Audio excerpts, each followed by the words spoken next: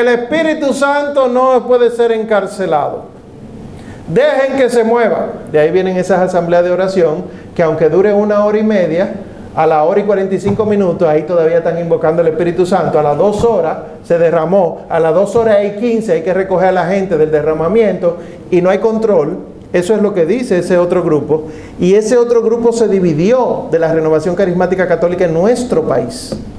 Y ese otro grupo es el grueso que nosotros vemos en algunos sitios, que no se forma.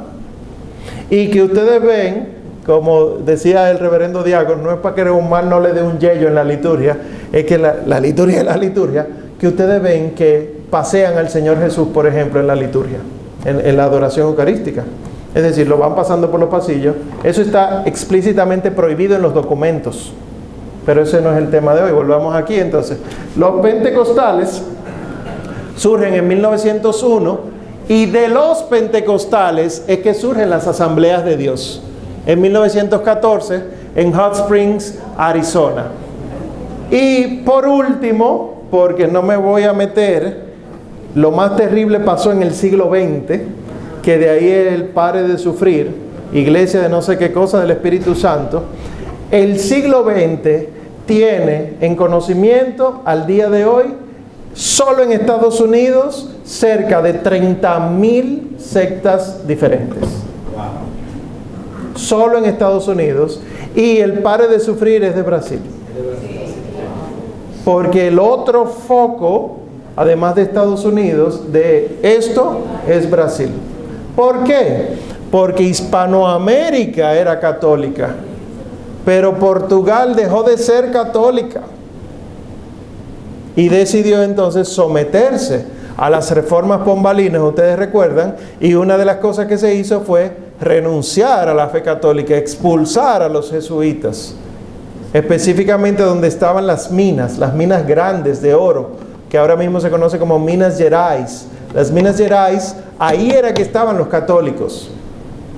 Y esa pasó a ser la primera ciudad de allá de Brasil. Bueno, pues no me metí ahí porque si no, 300 diapositivas más.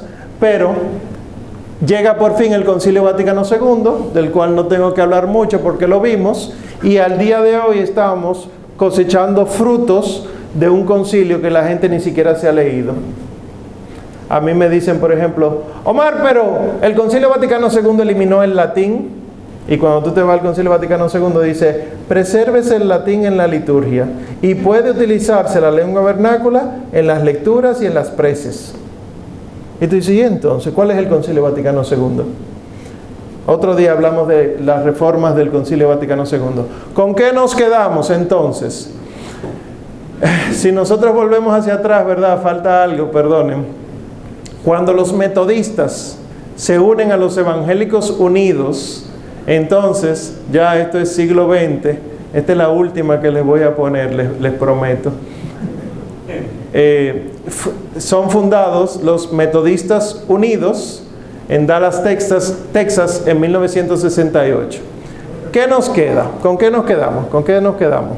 Y ya concluyo. Los testigos de Jehová, miren, se me quedaron los mormones y los testigos de Jehová y los masones, que se hacen pasar por cristianos también. Esos tres se hacen pasar por cristianos. Lamentablemente, no me puedo meter mucho. Pero ¿con qué nos quedamos por asunto de tiempo? La iglesia, esto es definición del catecismo. La iglesia católica es la sociedad de todos los bautizados. Un no bautizado no es iglesia. Que una cosa que nos meten en la catequesis mal dada es todos los hombres somos iglesia. No, todos los hombres somos criaturas de Dios. Pero iglesia son todos los bautizados que profesan la misma fe, no puede ser varias fes, y la misma ley de nuestro Señor Jesucristo, participan en los mismos sacramentos. Si no participan en los sacramentos no son iglesia, y obedecen a los legítimos pastores. Este catecismo, que es el de San Pío X, la primerita pregunta que hace ese catecismo al Papa es: ¿sois cristiano? Y el Papa responde, sí, por gracia de Dios. Y con esto es que yo quiero que nosotros nos quedemos. Nosotros sabemos que la iglesia es una, santa, católica y apostólica, y lo decimos siempre. Pero nosotros no nos damos cuenta que hemos sido llamados a la iglesia de Cristo. Ustedes y yo somos católicos por pura misericordia de Dios. Pudimos haber estado perdidos. Podíamos estar defendiendo una mentira, convencidos, pero una mentira. Y miren dónde estamos. Lunes de la octava de Pascua, formándonos en amar la iglesia, ser iglesia. Y le voy a dar un consejo que le doy siempre a los jóvenes, que es lo que siempre escucho con esta duda.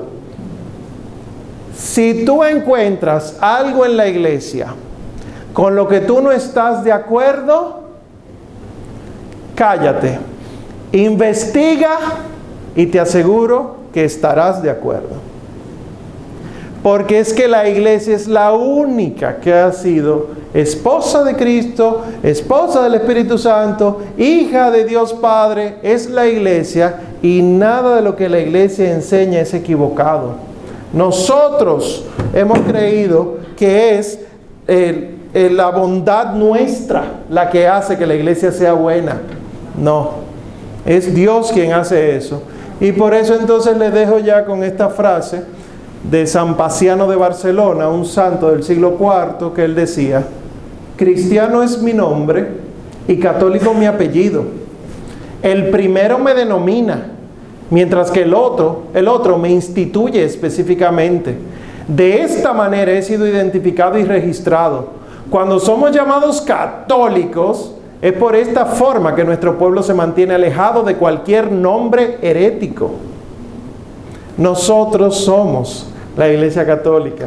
Y si nosotros tenemos que amar a alguien después de Cristo, es a la Iglesia Católica, porque con la Iglesia Católica accederemos nosotros a la salvación. ¡Que viva Cristo Rey! ¡Que viva la Iglesia Católica!